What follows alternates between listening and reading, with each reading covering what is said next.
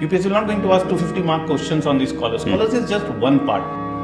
Paper 2 is very dynamic and we need to keep ourselves updated about this entire process in a very regular fashion.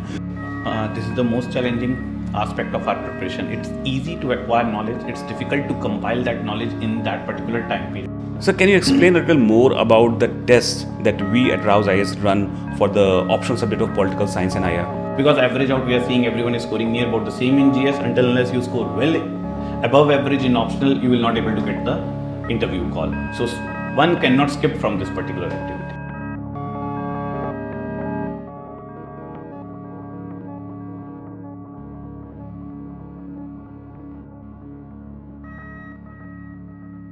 Today, our guest is Mr. Rahul Puri, and we are going to talk about the optional political science. Now, we can definitely vouch for the credentials of Rahul Puri. He's one of the best teachers that we have seen in the recent past, and the way he handles his queries, actually he's going to help you in understanding the requirement of the political science subject in a very nice manner. So, sir, welcome on board. Thank you, sir.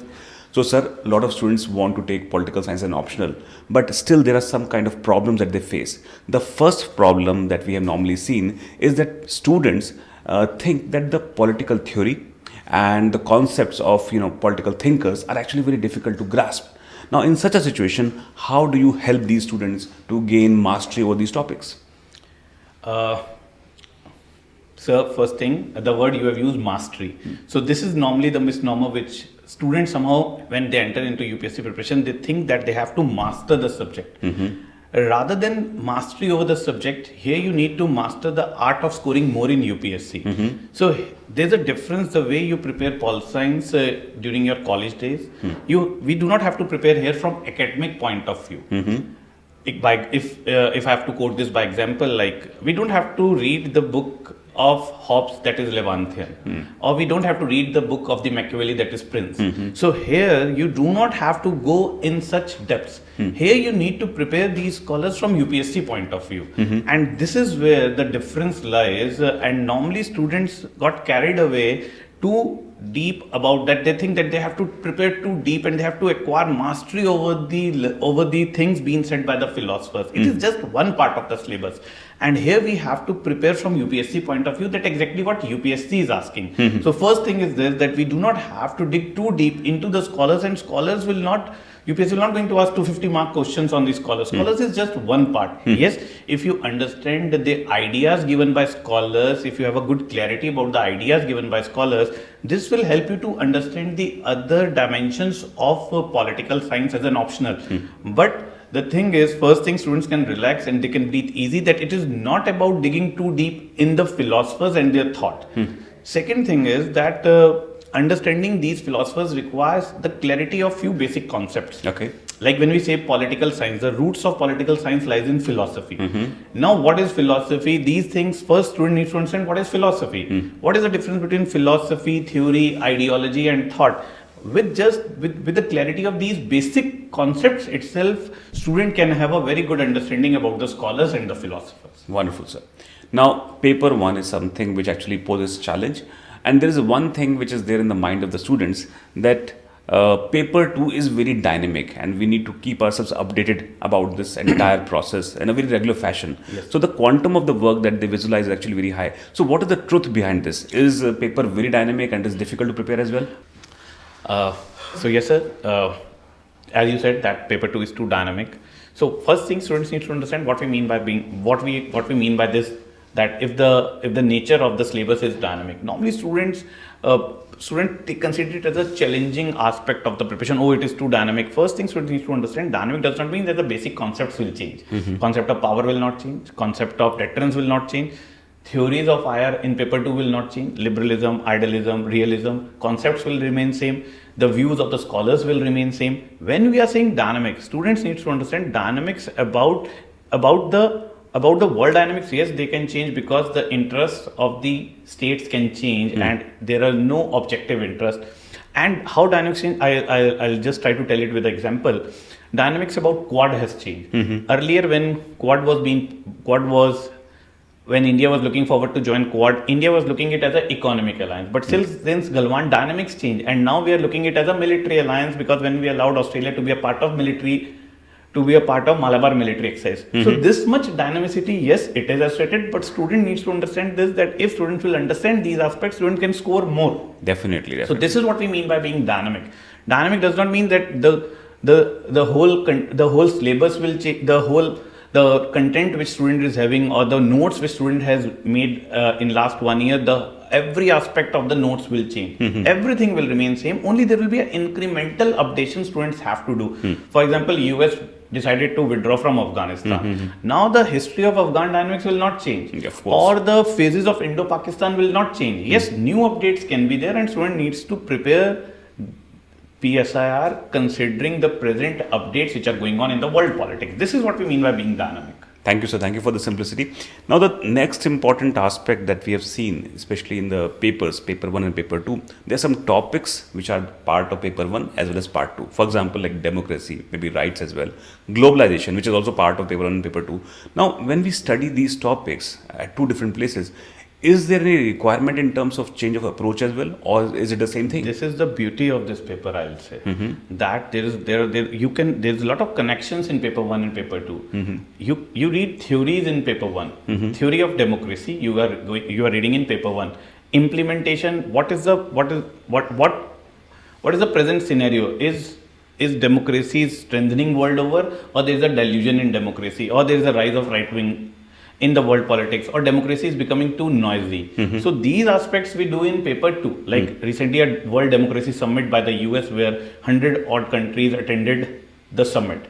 Now, according to China, this is just a sham, and the real democracy is a China, which is a communist state. It's a debate. We can have these debates later. But the present scenario of democracy, whether the liberal world order is strengthening or there is a dilution in the liberal world order, all these aspects will come in paper 2. Okay. Yes, the static part about democracy, theories of democracy, deliberative democracy, participative democracy, all these things will come in paper 1. So this is the difference.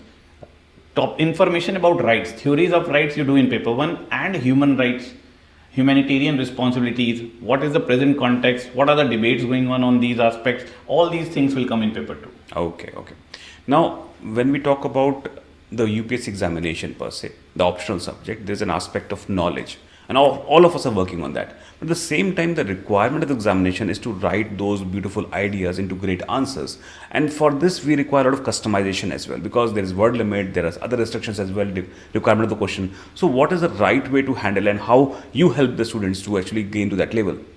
This is the most challenging aspect of our preparation. It's easy to acquire knowledge, it's difficult to compile that knowledge in that particular time period. This is the most challenging aspect of the preparation. If someone is dreaming to become an IAS, have to acquire these answer writing skills. Okay, normally being ignored in the earlier days of the preparation, but students have to work on these skills. Students have to acquire these skills. It is not like this you will inculcate by itself. You have to work on this. So for this, first thing, you have to work on this continuously during the classes. I keep giving the questions to the students. They write. They get the timely feedback. That's how they improve. And this students will realize with time, despite having tons of information in the mind, information will not be an issue in the later stages of the preparation. Issue will be how to write about that particular issue in those 6 minutes.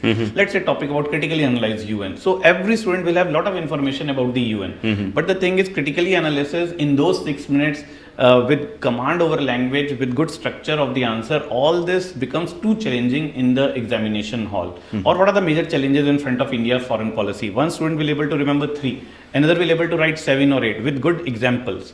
So these aspects students have to learn with time, and there's a detail, and I have discussed there's a video of mine on YouTube where I have discussed how to approach answer writing for last year paper 2. Yes, sir. And soon I'm going to release the video for the paper 1 also after pre. So in that video in detail I have discussed how someone should work to improve the answer writing skills. Okay, so students can refer that particularly. So can you explain a little more about the tests that we at Rouse IAS run for the optional subject of political science and IR? Yes, sir. This is what I personally believe, that if you are not writing the test, if you are not trying to acquire the answer writing skills, whatever information you have about the subject is of no use, because in the end you are working this hard to get a rank in UPSC, so you can't ignore this aspect. So students should write students should write religiously and they should follow this activity in a regular manner. So what we do is here in Rao's, I take a test, I start a test series near about the completion of the syllabus, and I take 14 tests. 8 tests I take before pre, and 6 tests I take after prelims exam. Okay. 8 tests will be like, every paper has 2 parts, paper 1 part A, paper 1 part B. So 2 tests of part A, 2 tests of paper 1 part B. Similarly 4 tests for paper 2. Yeah. So these are the 8 tests which I take before pre-exam. And after pre, there will be 1 sectional test for part A, 1 for part B, 1 for paper 2, test for paper 2, and then 2 complete full length tests. Okay. This is how I have planned for the students, that they are class teaching is one aspect of the preparation. Having good notes is the other aspect of the preparation. First, you should have content with you. Without content, you can't write answers. Once you have contents, then giving good content and making students understand, making student having the understanding of the world, of the concepts, is my job. But once this job is being done, second thing is consolidation of the content. That is the job of the student, that they should first consolidate the things. Without having consolidation of the content, they can't frame answers. Third thing is writing answers and getting the timely feedback and test discussions. So this much things we have to do before we are thinking of our mains. Wonderful, sir. I think conducting test after prelims, the full length test in terms of section wise and then later the complete paper, Yes. is a very good way of revising the entire syllabus once again as well. Yes, exactly. So sir, I think so this is this particular approach in which you conduct tests before prelims and after prelims test will be very handy in terms of revising everything once again in a very consolidated manner.